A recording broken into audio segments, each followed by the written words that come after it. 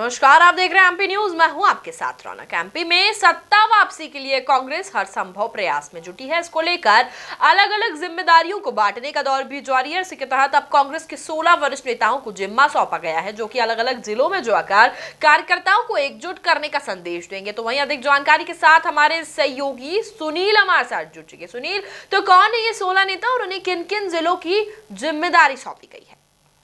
जी, कांग्रेस ने विधानसभा चुनाव 2023 को लेकर तैयारियां शुरू कर दी है।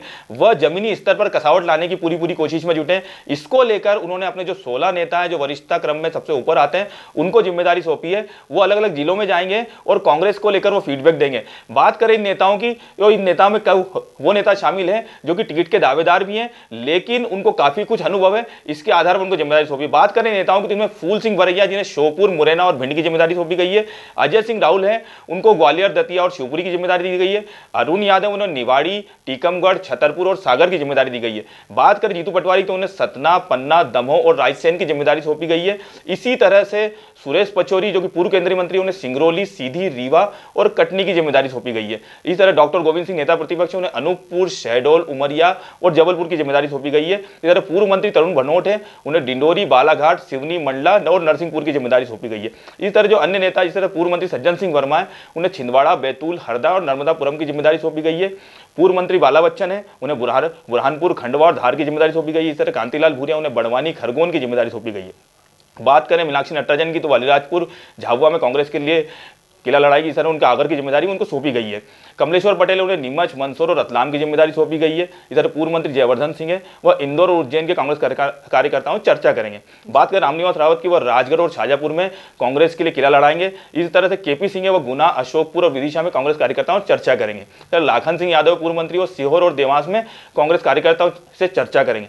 बात करें नेताओं की, तो ये सारे नेता जाके कांग्रेस के जो कार्यकर्ता हैं उनसे चर्चा करेंगे और फीडबैक लेंगे। इसके आधार पर अपनी रिपोर्ट जो कांग्रेस आला कमान है उनको सौंपेंगे। जी, ये नेता कांग्रेस में किस तरह का माहौल बनाने का काम करेंगे सुनील?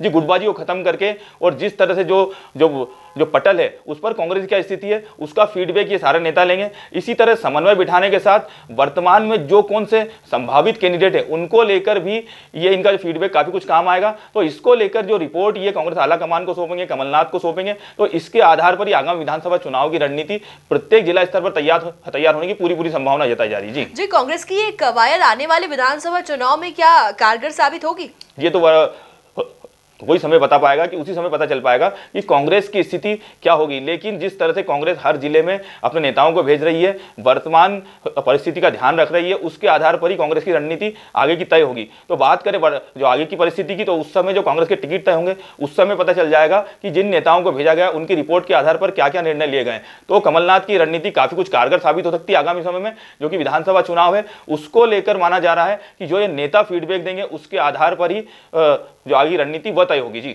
धन्यवाद तमाम जानकारियों के लिए सुनील। आप बने रहिए एमपी न्यूज के साथ। एमपी की नब्ज, एमपी का हाल, मध्य प्रदेश की हर खबर एमपी न्यूज टीवी के साथ। लगातार खबरों के लिए सब्सक्राइब करें हमारा YouTube channel MP news TV. Latest updates के लिए बेल आइकन दबाना जरा भी न भूलें।